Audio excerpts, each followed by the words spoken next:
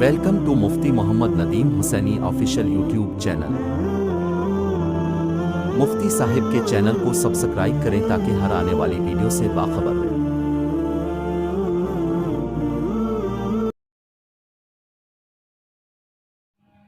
جشن مصطفیٰ، مشن مصطفیٰ۔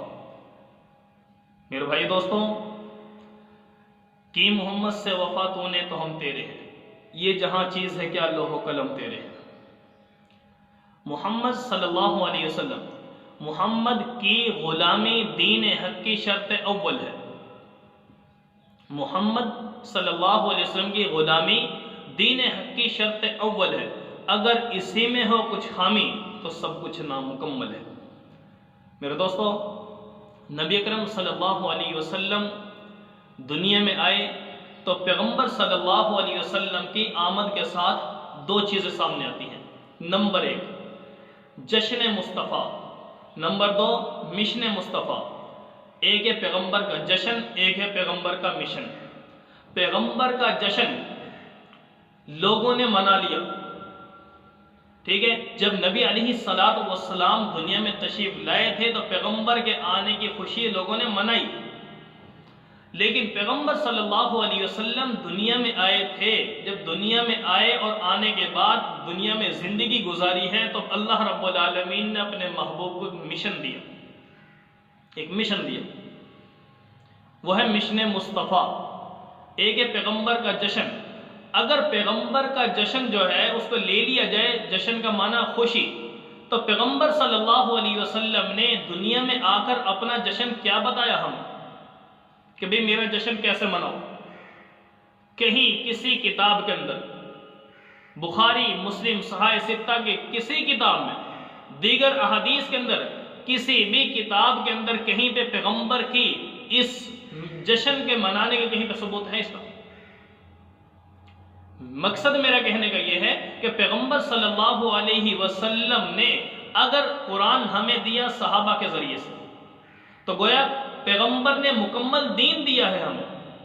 اگر پیغمبر کی آمد کا مقصد یہ ہوتا صرف جشن منانا، جشن سے مراد جیسا کہ آج کل ہمارے معاشرے کے اندر ہو رہا ہے، سارا سال نبی کا نام نہیں ہے، صرف زبان سے نعرے لگانا، عملی لائن میں نہیں آنا، نماز ہماری زندگی میں نہیں، روزہ ہماری زندگی میں نہیں، نبی کی سنت چہرے پر نہیں ہے، نبی کا لباس وجود پر نہیں ہے، انگریزی لباس سے ہم نے محبت کی، انگریز طور طریق سے ہم نے محبت کی، غیر مسلموں کی غلامی ہم نے اختیار کر لی، ہر چیز میں، ہر کام میں ہم نے اپنا رہبر اور رہنما اور لیڈر غیر مسلم کو تسلیم کر لیا، یا پیغمبر کے وہ افراد جو امت کے وہ افراد جو پیغمبر کی غلامی سے دور ہیں یا پیغمبر کی غلامی سے دور کرتے جا رہے ہیں، ہم نے ان کو لیڈر اور رہنما بنا لیا۔ تو جو خود راہ پر نہ تھے اوروں کے ہادی بن گئے، جو خود راہ پر نہیں ہیں آج وہ اوروں کے ہادی بن رہے ہیں۔ آج میرے دوست یہ دین ہمارے پیغمبر نے فرمایا العلماء ورثۃ الانبیاء، علماء انبیاء کے وارث ہیں۔ اس دین کا علم اگر ہمیں ملے گا تو پیغمبر کے صحابہ اور پیغمبر کے علماء سے ملے گا۔ تو میں عرض یہ کر رہا تھا کہ نبی صلی اللہ علیہ وسلم نے مکمل دین دیا ہے۔ نماز، روزہ، زکوٰۃ، حج، قربانی، فطرانہ، قرآن، سنت، یہ ساری کی ساری چیزیں، پیغمبر کی حضر کی زندگی، پیغمبر کی سفر کی زندگی، پیغمبر کی گھر کی زندگی، پیغمبر کے تجارت کی زندگی، پیغمبر کے لین دین کی زندگی، یہ تمام کی تمام چیزیں پیغمبر سے ثابت ہیں۔ تمام کی تمام چیزیں کتب احادیث کے اندر موجود ہیں۔ تو کیا پیغمبر صلی اللہ علیہ وسلم نے اگر اپنی اس آمد کا جو جشن آج کل ہمارے ہاں چل رہا ہے، کیا پیغمبر نے اس کی اجازت دی ہمیں؟ کیا نعوذ باللہ من ذالک اگر صحابہ رضوان اللہ علیہم اجمعین، پیغمبر کے صحابہ، ٹھیک ہے، انہوں نے قرآن بھی دیا، ہم کہتے ہیں قرآن اگر ہم صحابہ کو نہ مانے، پیغمبر کے صحابہ کا انکار کر دیتے ہیں، قرآن کی ہمارے پاس سند موجود نہیں رہتی، پیغمبر کی احادیث کو ہم صحابہ کو نہ مانے، احادیث کی سند محفوظ نہیں رہتی، دین کا کوئی بھی حکم ہم پر اس کی سند اور باقی نہ رہے گی۔ تو پتہ یہ چلا پیغمبر کے صحابہ نے نبی علیہ السلام کے زمانے میں نبی کے میلاد میں کیا کیا؟ کیا ربیع الاول کا مہینہ پیغمبر کی زندگی میں 63 سال نہیں آیا؟ گویا 63 دفعہ نہیں آیا؟ صحابہ کی زندگی تقریباً 210 سال کے قریب زمانہ تھا صحابہ کا، تو پیغمبر کے زمانے کے بعد ان صحابہ کے زمانے میں کتنی دفعہ 200 سے زیادہ دفعہ یہ ربیع الاول کا مہینہ آیا، تو صحابہ نے کیا طرز اختیار کیا؟ ائمہ اربعہ کے زمانے میں یہ ربیع الاول کا مہینہ کتنی دفعہ آیا؟ تابعین کے زمانے میں، تبع تابعین کے زمانے میں یہ ربیع الاول کا مہینہ کتنی دفعہ آیا؟ تو میرے دوست پتہ یہ چلا، اگر یہ والا طریقہ جو آج ہم نے رائج کر لیا ہے، جو ہمارے اندر چل رہا ہے، نہ یہ پیغمبر نے اختیار کیا، نہ یہ صحابہ نے اختیار کیا، نہ تابعین نے اختیار کیا، نہ تبع تابعین نے اختیار کیا، اور اسی طرح بہت سے اکابرین امت کے فقہا، مجتہدین، اولیاء، بزرگوں نے یہ طریقہ اختیار نہیں کیا، تو پتہ یہ چلا کہ یہ ہمارے پیغمبر کی سنت نہیں ہے، یہ سنت کے خلاف ہے، جسے خلاف سنت کہا جاتا ہے۔ اور رہی بات کہ آئے دن جیسے ٹیکنالوجی کا دور ہے، جدید ترقی، آئے دن ترقی ہوتی جا رہی ہے، جدید قسم کے آلات سامنے آتے جا رہے ہیں، تو میرے دوستو یہ بھی ایک ایسا دور چل رہا ہے جس کے اندر دین کے اندر نئی نئی رسومات، نئی نئی بدعات، نئے نئے طریقے اختیار کیے جا رہے ہیں آئے دن۔ تو میرے دوستو نبی علیہ السلام سے اگر دین ہمارا ثابت ہے، دین پورا ہے، اگر پیغمبر نے پورا دین دیا تو پیغمبر نے اپنے میلاد کی یہ میلاد کا طریقہ کیوں نہیں دیا؟ یا نعوذ باللہ من ذالک صحابہ نے کیا چھپا لیا اس کو؟ یا اس سے بڑھ کر نعوذ باللہ من ذالک کیا ہم صحابہ سے زیادہ بڑے عاشق رسول بن گئے؟ صحابہ کو نبی کی نعوذ باللہ خوشی نہیں تھی آمد کی؟ اگر صحابہ کو پیغمبر کی خوشی تھی، پیغمبر کی آمد کی خوشی تھی، تو صحابہ نے اپنی زندگی میں کیا طرز اختیار کیا؟ صحابہ نے میلاد کیسے منایا؟ اگر پیغمبر کی خوشی نہیں ان کو، یقیناً خوشی تھی، ہم سے زیادہ خوشی تھی، ہم سے بڑے عاشق رسول تھے، سچے ایمان والے تھے، سچے اخلاق والے تھے، پیغمبر کا کردار، اخلاق، اطوار، ان تمام چیزوں کو اپنانے والے تھے۔ میرے دوست مجھے بتاؤ کیا صحابہ نعوذ باللہ من ذالک ہم سے کم تھے عملی اعتبار سے؟ یا ہم سے محبت کا اظہار میں وہ کم تھے؟ ہم ان سے بڑے عاشق رسول بن گئے، لیکن پیغمبر کے صحابہ نے کبھی زبانی نعرے نہیں لگائے، انہوں نے عمل کر کے دکھایا۔ وہ کہتے ہیں نا جو گرجتے ہیں وہ برستے نہیں۔ میرے دوست صحابہ برستے تھے، کیا مطلب؟ عملی میدان میں اترتے تھے، نمازیں پڑھتے تھے، تہجد پڑھتے تھے، تلاوت کرتے تھے، تسبیحات کرتے تھے، ذکر و اذکار کرتے تھے، جہاد کرتے تھے، صدقات کرتے تھے، خیرات دیتے تھے، تمام کی تمام نیکیوں میں گویا صحابہ برستے تھے، وہ گرجتے نہیں تھے۔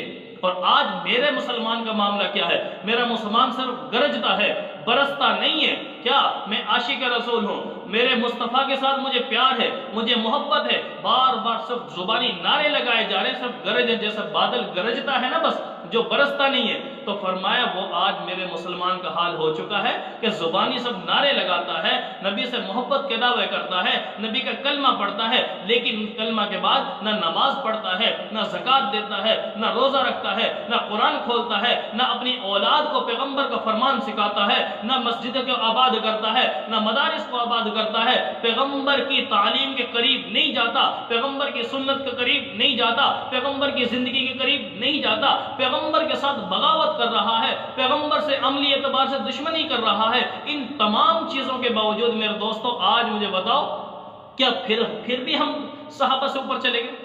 صحابہ سے بڑے عاشق رسول ہم بن گئے؟ صحابہ کو نعوذ باللہ پیغمبر کی خوشی نہیں تھی؟ ہاں ایک بات یاد رکھنا، صحابہ نے جس کام کو حق سمجھا، جس کو دین سمجھا، جس کو سنت سمجھا، مستقل اپنی زندگی میں لیا۔ کون سا کام ایسا جو صحابہ نے نہیں کیا پیغمبر کے ساتھ ثابت تھا؟ اس لیے ہمیشہ ہر کام جو سنت بنے گا وہی بنے گا جو پیغمبر نے بھی کیا ہو، پیغمبر کے صحابہ نے بھی کیا ہو، پیغمبر کے صحابہ میں تابعین، بعد میں تابعین نے کیا، تبع تابعین نے کیا، گویا مسلسل جو چلا آ رہا ہو۔ لیکن یہ ایک دو بندوں کی کوئی بات ادھر ادھر سے لے لینا اور ادھر ادھر کی باتیں جوڑ دینا، میرے دوست اس کو سنت نہیں کہا جائے گا بلکہ خلاف سنت کہا جائے گا۔ اور نبی اکرم صلی اللہ علیہ وسلم نے فرما دیا ہر وہ بات جو دین میں ایجاد کر دی جائے، بخاری کی، ترمذی، ابو داؤد، ابن ماجہ، مسند احمد وغیرہ کی روایات ہے، روایات میں موجود ہے یہ، پیغمبر نے فرمایا میرے بعد دین کا حلیہ بدل دیا جائے گا، دین کو صورت دوسری دے دی جائے گی۔ تو میرے دوست آج وہی ہو رہا ہے کہ بہت سی باتیں دین میں داخل کی جا رہی ہوں گی، لیکن فرمائے ایسے وقت میں میرے مسلمان، فرمائے نبی علیہ الصلوۃ والسلام نے علیکم بسنتی وسنت الخلفاء الراشدین المہدیین عضوا علیہا بالنواجذ، پیغمبر نے فرمایا کہ میرے بعد بہت سے تمہارے اندر دین کے اندر اضافہ کرنے والے، نئی نئی باتیں داخل کرنے والے، اتنی قسم یہ چیزیں داخل کی جائیں گی، اور ہر کوئی کہے گا بھئی یہ دین ہے، یہ دین ہے، یہ دین ہے۔ پیغمبر نے فرمایا کہ ایسے وقت میں تم نے کسی کی بات نہیں ماننی، اللہ کے محبوب نے ہمیں ایک پیمانہ دے دیا، ایک ترازو دے دیا۔ کیا فرمایا؟ علیکم بسنتی وسنت الخلفاء الراشدین المہدیین۔ اس وقت دیکھ لینا وہ کام جو دین کے اندر بڑھایا جا رہا ہے، تم دیکھ لینا اگر وہ کام مجھ سے ثابت ہے، میرے صحابہ سے ثابت ہے، خلفاء راشدین نے کیا ہے، میرے صحابہ نے کیا ہے، یا تابعین نے کیا، تبع تابعین نے کیا، خیر القرون قرنی ثم الذین یلونہم ثم الذین یلونہم۔ میرے محبوب نے فرمایا 3 زمانوں کی میں ضمانت دے رہا ہوں، اگر وہ کام ان 3 زمانوں میں مل جائے تو کر لینا، بالکل ٹھیک ہوگا، اگر انہیں نہ ملے تو چھوڑ دینا، وہ رد کیا ہوا ہے، چھوڑا ہوا ہے، وہ سنت سے اس کا کوئی تعلق نہیں۔ تو مجھے بتاؤ، اب ہم تقابل کرتے ہیں، مجھے بتاؤ آج جو نئے نئے طریقے اس رسم میں شامل کیے جا رہے ہیں، گانا باجا بھی اس کے اندر ہو رہا ہے، میوزک اس کے اندر آئی جا رہا ہے، اس کے علاوہ بے پردہ خواتین اس کے اندر گھوم رہی پھر رہی ہیں، کیا میرے محبوب اس چیز کو پسند کرتے تھے؟ محبوب کا قرآن اس کی اجازت دیتا ہے؟ محبوب کا فرمان اس کی اجازت دیتا ہے؟ یہ تمام شیطانی آلات، شیطانی دوسری چیزیں، خرافات اس کے اندر جو داخل کی جا رہی ہے، کیا میرے محبوب کے آمد کا مقصد صرف یہی تھا کہ 1 سال کے بعد یہ کام کر لینا بس؟ آؤ نا میرے دوستو، پیغمبر کی سچی غلامی میں آؤ، سچے عاشق رسول بنو۔ تو اللہ رب العالمین سے دعا ہے میرے دوست کہ نبی اکرم صلی اللہ علیہ وسلم کی صحیح طور پر ہمیں غلامی نصیب فرمائے۔ اس لیے ایک شاعر نے کہا نا، اب جس کے دل میں آئے وہ پائے اس سے روشنی، ہم نے تو دیا جلا کے سریام رکھ دیا۔ وآخر دعوانا الحمدللہ رب العالمین۔